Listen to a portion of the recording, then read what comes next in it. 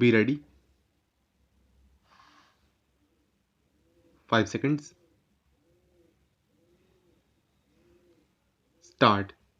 Tomorrow we will celebrate the Republic Day. On this auspicious occasion, I am happy to greet you all, my fellow citizens at home and abroad, and convey to you my good wishes. This is no doubt a joyous occasion, and we celebrate it with all enthusiasm. But this is also an occasion for calm introspection about where we stand and in what direction we are going. A few years back, our country was suffering from a deficit in food grains, and some people abroad had written us off as a country which could not be saved. In their view, our agriculture had no future and we should be exposed to recurring famines. These prophets of gloom had reckoned without our untiring Kisan, and they have been proved false. This country, which was producing 5 level of over 20 crore tons despite of floods and other natural calamities in several parts of the country. The credit for this goes to the Kisans, the vast majority of whom are small and marginal farmers. The developmental efforts over the last 30 years, which have been channelized by successive 5-year plans, have resulted in the execution of many major, medium, and minor irrigation projects all over the country. The assured water supply from these projects, as well as production of fertilizers, pesticides, and high yielding strains, have all aided the Kisan in ushering in an era of plenty. Because of the record output of food grains and industrial raw materials, we have been able to achieve a measure of price stability and contain inflation. Food sufficiency is among the major factors that have helped the country to sustain and strengthen its political and economic independence. We cannot, however, afford to be complacent.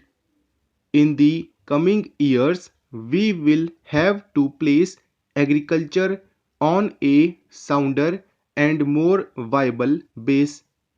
We will have to assure fair prices for the farmers, produce and reduce the cost of inputs that will encourage the Kisan to work harder and show better results.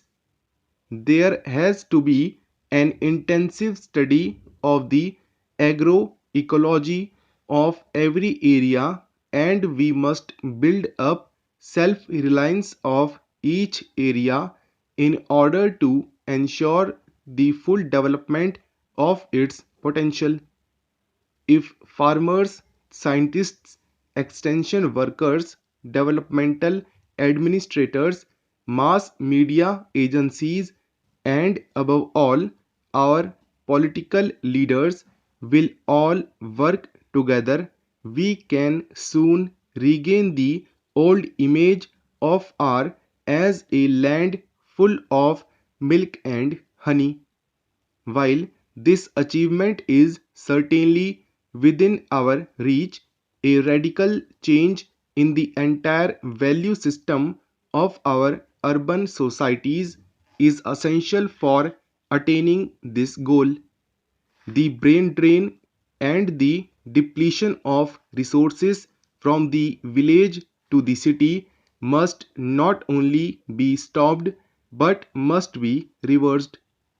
The imperative need is for a happy combination of brain and brawn for achieving the rural prosperity. Those living in villages and our scientists and technologists who choose to work in villages must be provided with adequate facilities. The basic minimum needs of the rural people must be fulfilled without further delay. In the welter of demands and agitations by the urban pressure groups for an ever increasing share in the national cake, the needs of the poor farmer, the real producer of wealth in our country, are apt to be overlooked. Let us not forget that India will prosper only if the tiller of the soil lives and prospers. Our hardworking peasantry have proved time and again that they are ready to adopt new technology provided they are helped to do so. It is now the responsibility of every citizen in this country to ensure that our farmers are able to produce more food from less land. This presupposes considerable attention in safeguarding our basic agricultural assets like soil, water, flora, and fauna so that productivity can be improved without harming the long term production potential of soil and water. I have had occasion to fly over the Himalayas in recent months and I was shocked to see the extent of deforestation that has taken place. What was once all greenery has been reduced to barren rocks.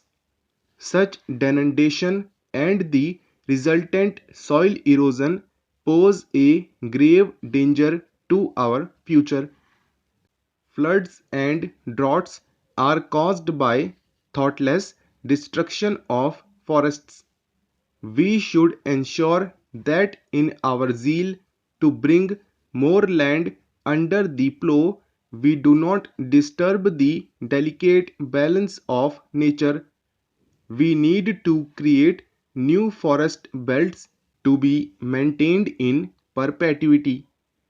I am happy that the state governments are now imposing restrictions on the felling of trees and preventing further denudation of forest areas.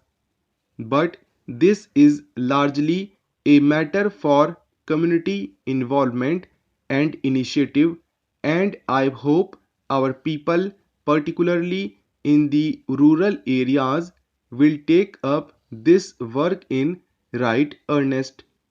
If today many people still go without enough food, it is not because of lack of food but rather because of lack of purchasing power. Hence, our agricultural plans will have to aim at generating more and more employment in the rural areas in addition to providing food for our growing population.